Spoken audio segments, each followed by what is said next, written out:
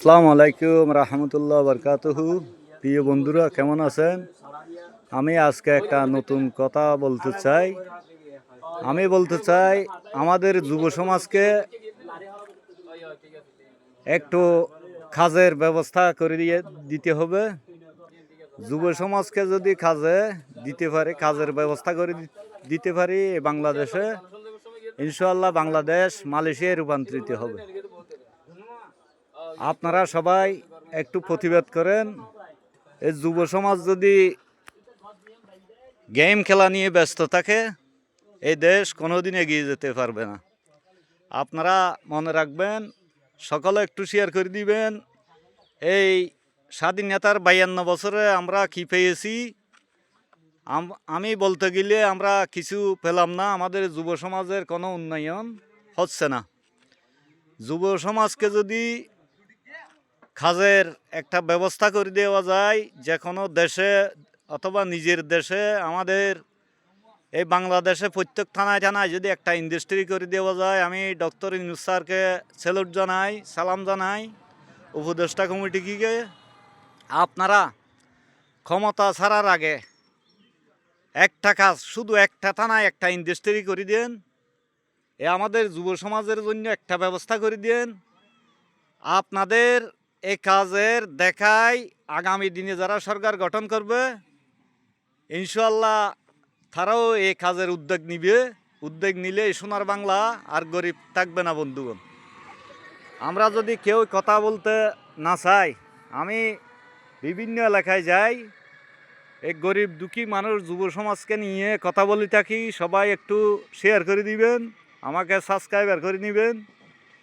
এই দেশকে যদি মালয়েশিয়ায় রূপান্তরিত করতে চান, শুধু অটো রিক্সা চালালে হবে না। যুব সমাজের হাতকে শক্তিশালী করতে হবে। ওদের কর্মস্থান করে দিতে হবে।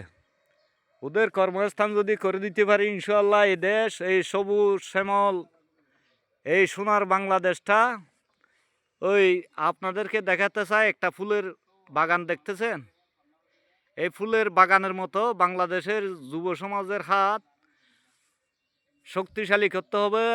এই দেশের যুব সমাজ হলো এইরকম একটা ফুলের বাগান। এই ফুলের বাগানকে বাদ দিয়ে যদি আমরা প্রবীণেরা চেষ্টা করি, এই দেশকে কিছুতে এগিয়ে নিতে পারবো না। এই দেশকে উন্নত রাষ্ট্র করা যাবে না। সকলে মিলেমিশি, যারা গণতান্ত্রিক দল আছে, যারা দেশকে ভালোবাসে, সকলকে নিয়ে একটা সংসদ গঠন করতে হবে। সরকারি দল বিরোধী দলকে সম্মান জানাতে হবে, বিরোধী দল সরকারি দলকে সম্মান জানাতে হবে। আমাদের অনেক হয়েছে।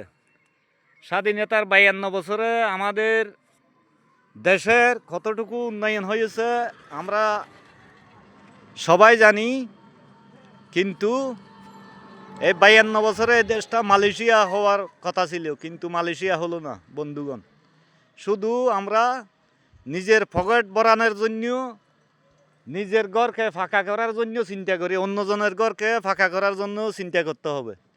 আপনারা যদি এভাবে আমার মতো সবাই প্রতিবাদ করেন, আমাদের প্রবাসী বন্ধুগণকে যেন একটা সঠিক তাদের কাজের ব্যবস্থা করে দেওয়া যায়, আমাদের প্রবাসী কল্যাণ মন্ত্রীর উদ্যোগ নেওয়া উচিত।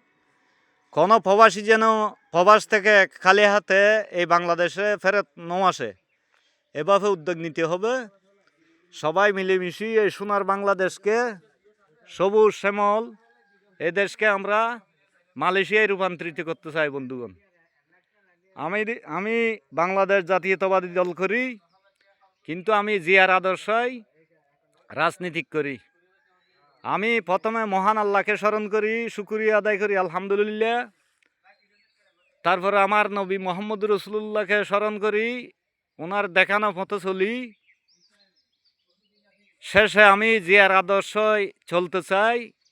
আমি আপনাদেরকে বলতে চাই, প্রিয় দেশবাসী সবাই, আমরা যারা রাজনীতি করি, সকল দল একটু বন্ধুত্বের হাত বাড়াইয়া দিলে, সকলে মিলেমিশে এই দেশটা যদি করলে, বেশি নয়, আপনারা 5টা বছর একতাবদ্ধ হয়ে দেখেন, এই দেশের ভাগ্য পরিবর্তন হয়ে যাবে ইনশাআল্লাহ। আপনারা আমার কথায় কষ্ট আনবেন না। আমি ডক্টর ইউনূস স্যারকে আবারও বলতে চাই, একটা যুব সমাজের কর্মস্থানের ব্যবস্থা আপনি হলেন চট্টগ্রামের মানুষ, আমাদের চট্টগ্রামের যে কোনো থানায় একটা কাজের ব্যবস্থা করে দিয়েন। দেখবেন যুবকেরা অনৈতিক কাজ থেকে বাহির হয়ে আসবে, ওদের টেনশন দূর হয়ে যাবে। এমন একটা ইন্ডাস্ট্রি করে দিন, এই টাকা আপনাদেরকে দিতে হবে না। সারা চট্টগ্রামের মানুষ তো একজন তো যারা দিতে পারে, এরকম ফ্যামিলির তো 5,000 টাকা করে নেন, নিলে কোটি কোটি টাকা হয়ে যাবে।